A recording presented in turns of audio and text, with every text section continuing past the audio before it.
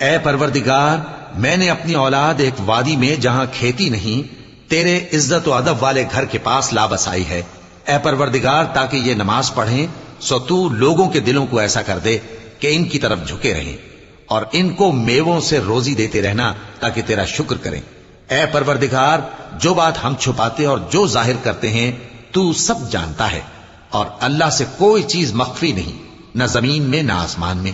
اللہ کا شکر ہے جس نے مجھ کو بڑی عمر میں اسماعیل اور اسحاق بخشے، بے شک میرا پروردگار دعا سننے والا ہے۔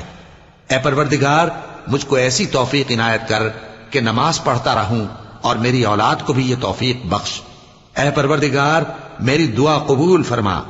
اے پروردگار، حساب کتاب کے دن میری اور میرے ماں باپ کی اور مومنوں کی مغفرت کیجو، اور مومنوں یہ نہ سمجھنا کہ یہ ظالم جو کام کر رہے ہیں اللہ ان سے بے خبر ہے، وہ ان کو اس